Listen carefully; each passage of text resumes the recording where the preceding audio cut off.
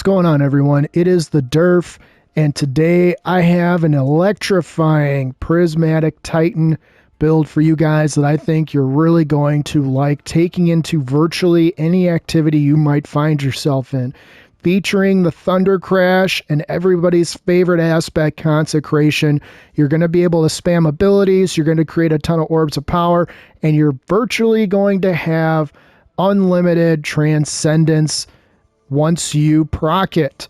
So this is an extremely fun build to use, and it's one of my GM builds that I take in for most GMs that come out, and I think you guys are really going to like this. So if you do find anything helpful in this video, please consider liking and subscribing.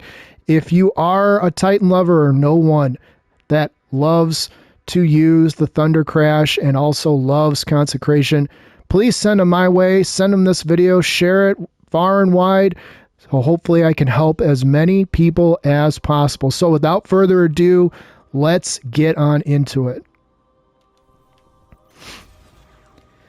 So we've got the Prismatic Titan class, everybody's favorite arc super, the Thundercrash. Hurl yourself through the air like a missile and do meteoric damage. Extremely fun to use. Sometimes it's hard to control, but it's what we got to use with the Prismatic Titan, and it's one of the most powerful supers out there right now. For abilities, I like to use the thruster. It's extremely helpful when I'm trying to escape from a tight situation with enemies. Frenzied Blade, you can store up to 3 charges of this, so take advantage of this. This is also necessary to be able to spam our Consecration later. For Grenade, I've got the Pulse Grenade.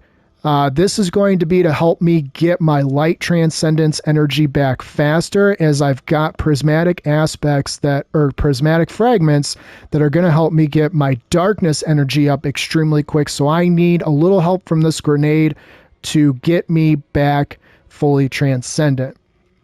First aspect, if you've seen Titan videos from me before, then you know I love Consecration. Slide and activate your melee ability. The first wave scorches the target, and the slam afterwards ignites them. Extremely powerful and also stuns unstoppable champions.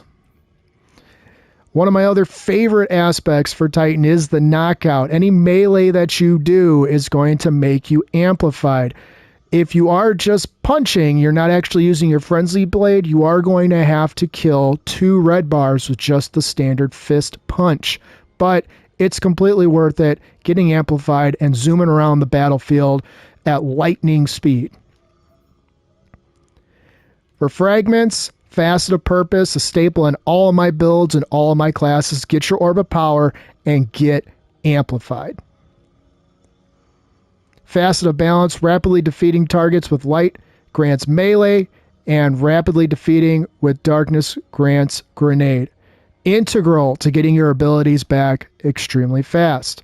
Facet of Protection, as is customary with most Titans, you are going to be up close and personal with virtually every enemy you come at. So you're going to want the added protection when you're surrounded by enemies, and take the +10 to your strength armor stat. Facet of Sacrifice, when you have an Arc Solar Void buff, you get bonus darkness transcendence energy when you kill an enemy with an ability. And yes, that includes Consecration. So this is integral to getting my darkness energy back for transcendence. Last but not least, Facet of Ruin. I have this equipped specifically for the Consecration, but you can change this out with something else if you prefer. Increase the size and damage and the area of effect of solar ignitions. I'm not taking advantage of the stasis aspect of this. I am only in it for bigger solar ignitions, but you can absolutely trade this out if you want for Facet of Awakening, which will give you a +10 to resilience if you are lacking in it, and rapidly defeating targets with light or darkness damage or super final blows generates elemental pickup in the matching damage type. Ionic Traces will give you ability energy back as well. So that's something to think about depending on what activity you're running. Or if you are lacking a little bit of resilience, take advantage of the plus 10. For the stat distribution, I've chosen to focus on resilience first and foremost, discipline, and strength. The key two stats to focus on specifically, though, are resilience and strength. Strength directly affects your melee regen, and resilience is integral to being a Titan, which is basically being up and in the face of all the enemies you pretty much ever come across. For this, I'm going to start with the weapons first, since I can already tell that you're going to be looking at me a little bit side-eyed, seeing that I don't have an exotic equipped yet. In the primary slot, I've got the Lost Signal. I'm using this specifically for stunning champions and getting bonus Darkness Transcendence energy. Every kill, every hit gets me a little bit more into the green with my Darkness Transcendence energy. Vantage Point. You've seen this on a lot of my builds. Eddy current and jolting feedback is what you're looking for. Inflict that jolt to stun that overload, and use the intrinsic perk of it being a pulse rifle through the artifact to stun your unstoppable. Last but not least, I love the Hula Baloo. I can always stutter my way through that one, but either way, this is an excellent weapon for just about every activity, except in the event of when you are face to face with an airborne boss. So if you are going to be running a raid or an activity in which the boss is airborne or extremely swirly, you may want to switch this out for one of these. First up, the Thunderlord. Hit anything and everything, wherever it might be, high and low. And secondly, Microcosm. Now, you know, if you've seen some of my previous videos, you know my love for Microcosm is far and wide. 641 doesn't even communicate how much I love this weapon as far as enemies defeated, because that's bosses. That's what I use this for, bosses and sometimes champs, but mainly bosses. I've got enough weapons in my arsenal to stun every champ. This pretty much only comes out after my super is activated, and it makes the most sense for this build because it is not a roaming super. Once the super is expended, that's it. And you'll get 17 seconds to do bonus damage through paracasual imbuement against shielded enemies, which, yes, are bosses. So if you were looking for the exotic to pick for this, if you didn't want to use this waveframe grenade launcher, or you want to be able to do damage to an enemy with bonus shields and bonus shield damage and all of that, Microcosm is probably the best fit for this. And oh, by the way, when you're expending the ammo for this, because it's a heavy weapon, you're going to be getting both light energy or light transcendence energy and darkness transcendence energy back at an extremely rapid rate. So if you've never tested this, I encourage you to just go into an overthrow and kill some enemies with the Microcosm just for the sake of it, and just watch your transcendence fill up extremely quickly. If you don't want to let go of this waveframe grenade launcher, then I encourage you to pull out either your conditional finality or your favorite shotgun for dealing with barriers, or the Osteostriga. The Osteostriga is going to give you energy to both your light and darkness transcendence, which is why I want to use the Osteostriga sometimes in GMs, because it's extremely potent with the toxic overload intrinsic perk. The Sentinel projectiles do a lot of damage even to overload champs in GMs. I used this last week in one of my GM runs, and I actually ended up using it for a few more after that because I was shocked at how well it did. So as far as weapons go, you have your choice of what you want to use from top to bottom, but you have to center it around Vantage Point with jolting feedback. So if you don't have the role of your choosing, eddy current and jolting feedback, I recommend, are the most useful, I think, that you can get with this weapon. As far as armor goes, This is going to be up for some debate. I'm taking whatever mod you have here is completely up to you. And always make sure that you have a harmonic siphon to match your main ad clear weapon. I have hands-on because I'm going to plan on spamming my Consecration Slam as much as possible. Every amount or every melee kill gives me approximately 3 to 5% super energy in return, which is huge because typically speaking, you do this in front of a group of enemies. So you're getting each of those enemies is contributing to that tick down of your super. So you get your super back extremely quickly when you are transcendent and spamming Consecration. This last one is completely up to you. In my opinion, I like to be able to take the Stasis Siphon on or off, depending on if I'm wanting that extra orb of power. Most activities, I'm going to take the extra orb of power because I'm not really hurting for heavy ammo. But in higher end activities, I probably will switch the Stasis Siphon out and just put the heavy ammo finder on since I'm not using an exotic weapon to do my main ad clear, which means the frequency in dropping heavy ammo is lower than normal. And especially because it's endgame, because heavy ammo drop chances are bleak, to say the least. As far as the exotic armor goes, Synopsis is one of the best things that you can pair with this.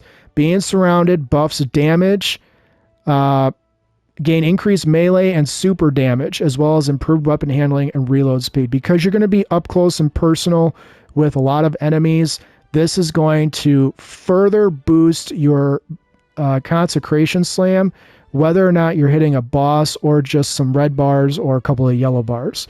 So Synopsis, if you haven't farmed for this through Rahul, I encourage you to go get some exotic engrams and start focusing them and try to get a decent roll on this so that you can take advantage. It is a very noticeable damage boost that you get because of Synopsis. However, the only thing that I would substitute Synopsis for if I wanted to would be an exotic Titan mark with Spirit of Synopsis and Spirit of Inmost Light. So if you don't want to use Synopsis and you want to use the exotic Titan mark, that's the Titan mark to use. Inmost Light and Spirit of Synopsis. And then with the mods on here, take advantage of the heavy-handed mods. Get as many orbs of power as you can out of your Consecration Slams, because I'm telling you, it's just going to keep you going and going. And oh, by the way, every time you pick up an orb of power, you're amplified. So lots of good things happening with the synergy of this build. Oh, and one more thing I forgot to say. With Synopsis and with Prismatic, if you expend all of your melee energy and knockout is activated and you inflict arc damage with each punch, and you see that shock across the screen, that counts as a powered melee. So just keep that in mind. That will give you back your super even faster. As far as the chest armor goes, very standard setup. Get your Harmonic Reserve mod on if you want, or put on one of these 3 damage resist mods, unless you're going into a final shape activity where Strand and Stasis are being used against you. These will serve you well in pretty much every activity you're going to come in. You can put on Resilience, Font of Endurance if you are lacking in Resilience, but hopefully you are focusing your armor on Resilience and you're picking the pieces that give you the best rate of survival. For legs, no surprise here. I've got Invigoration and Absolution here. I can put on another Invigoration if I want to make that cooldown a little bit less with each orb pickup. But I don't think it's going to make that big of a difference. And when I do my build demonstration, you're going to see why. This doesn't matter. Just put on whatever you need to get back. But I recommend, again, maxing out strength and resilience. Last but not least, the Titan mark. Like I said, you can switch the Synopsis out for an exotic Titan mark that's got Spirit of Inmost Light and Spirit of Synopsis. And you will get bonus melee damage, and each one of your abilities, when you use it, will empower the other, which includes faster regeneration of those said abilities. So whatever ability you use, you're going to get bonus regen speed on your other ones. So whether you're throwing your arc grenade or you're activating your thruster, or yes, you're doing your consecration slam, you're going to get the other two abilities faster. You're going to get them back faster. In this instance, I do have the Reaper and the, I don't know why I had that equipped, the Outreach. Reduce melee cooldown when using your class ability, and after using your class ability, your next weapon final blow spawns an Orb of Power. Orbs of Power are your lifeblood, especially in add dense activities. And then for the mod, again, just focus on whatever stat you're really lacking in that will apply to this build. Strength, strength, discipline, or resilience. As far as the artifact goes, there's a lot of different things that you can do with this, and there's a lot of tweaks to this build you could theoretically do to justify activating some of these other possibilities. But for the way that I have it set up, I got Overload, Breach Load Grenade Launcher, and Unstoppable Pulse Rifle, and authorized mods. If you do end up putting a shotgun on, remember to switch these out. And if you want to switch out Lost Signal for Osteo, feel free to put this one on as well. I'm telling you, in a GM, it works very well. Enhanced Ether Generator, because my primary ad clear weapon is going to be a Dark Ether Reaper intrinsic weapon, Vantage Point, it makes sense to keep this on. You get, you can possibly spawn an extra Dark Ether charge, but you can easily swap this out for Fell the Revenant if you're going to activity where you're not going to see where you're going to see a lot of scorn. Then this one's not going to matter as much. Rapid impacts, dealing damage with any grenade launcher temporarily increases the reload speed of grenade launchers. Trace evidence, no surprise here, rapid precision hits, effect on targets affected by jolt or blind will generate ionic traces. You want ionic traces back as fast as possible. You want ability energy back as fast as possible. The two work hand in hand. The thick of it. If you see my other videos, I go back and forth between the thick of it and Finders Keepers, but I think the thick of it has the edge on it. Rapid final blows while surrounded grant you an armor charge. I'd rather have my ability energy back than a chance of possibly getting an armor charge by picking up a heavy ammo or special ammo brick. So go ahead and throw this on. Let me know what you think in the comments and in any feedback you want to give me. I think the thick of it edges out Finders Keepers, especially in this build. Concussive reload. Using a grenade launcher to damage a boss, champion, or break enemy shield weakens them. Say it with me, folks. Weaken, procs, extra damage. That's all you really need to know about that. Retinal burn. Rapid arc weapon precision hits consume an armor charge to blind the target. This is going to go hand in hand with arc compounding. Arc sources deal increased damage to blind targets. Get your armor charge and then blind the target that you're shooting at. Can't really get any more clearer than that. It's going to help you clear the room or the battlefield faster.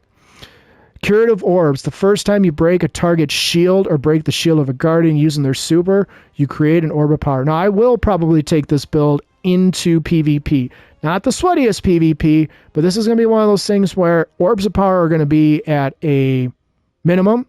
So it's good to have something that can actually proc that orb of power. However, in the instance that we're talking about, which is mainly PvE, you're talking champs, beefier red bars, bosses, anything that's got a shield. If you break that shield, you get an orb of power. So I think this one is absolutely necessary on almost every build. Last but not least, kinetic impacts. This is where we can debate on whether or not things are necessary. Sustained damage with power grenade launchers causes the combatant to emit a shockwave that damages nearby combatants. If you don't have the waveframe grenade launcher equipped, you don't need to have kinetic impacts on. What instead I would substitute would either be debilitating wave or Fell the Revenant. So just something to think about. Or you can put one of these two on, probably the shotgun, and then you don't have to come back in here and swap things around when you swap your shotgun into rotation. Because that is one annoying thing about the artifact. Even if you save your builds, the perks that you have saved don't transfer from build to build. They stay the same, so, or don't update. So every time you change your elemental, preference of whatever you're doing, whether it's a search related situation or you just want to switch it up and try a different one, come back in here and redo your artifact and make sure all of the mods make sense for whatever and however you're running. So that is the build. Pretty straightforward build. Consecration spams are coming your way if you haven't tried something like this before.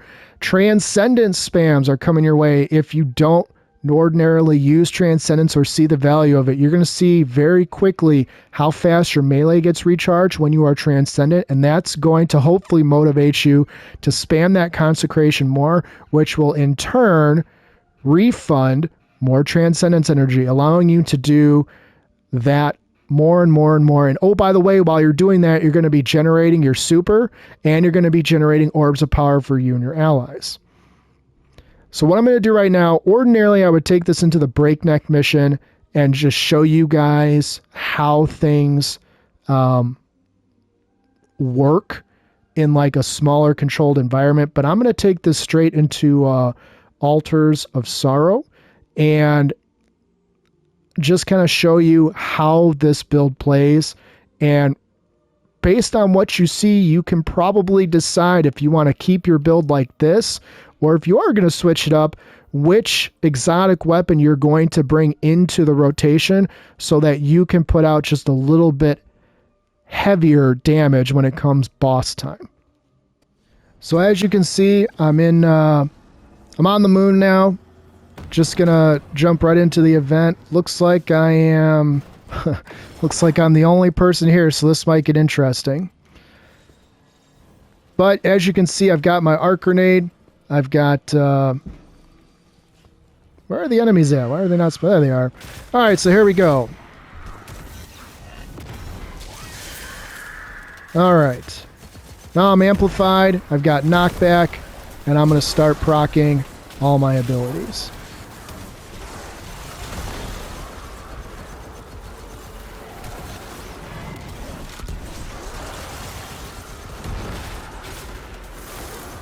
So the key here, when you're just starting out an activity, get your abilities set up right off the bat. It's going to make things so much easier for you in the long run if you get your energies where you need to be. Wow, I totally airmailed that. Get your energies where they need to be, get your abilities back so that you can start the cycle. Now, if you're running an onslaught activity, that really shouldn't be hard. Make sure you're picking up your orbs of power, because it doesn't really matter what you start with first, as long as you're gaining traction on where you ultimately want to be.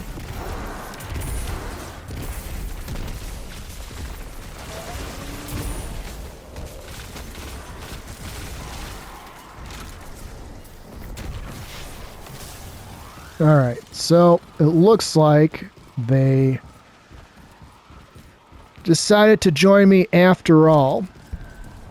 So I'm going to fast forward here and get right into the next wave. All right, so here we go. Throwing down my stasis weapon and throwing down my powered grenade launcher. Alright, so now the fun begins. I'm going to ignore that nightmare so you guys can see how Consecration functions when you are Transcendent. I'm amplified, I've got the knockout, I've got the bionic enhancement, and oh, by the way, if that wasn't enough, I've got my facet of protection rolling, and I've got 3 armor charges. About the only thing that's going to slow you down is a wizard putting that shadow out there for you. And as you can see, I don't know how many of those I was able to knock out, but oh, by the way, in case that wasn't enough, Here's my super.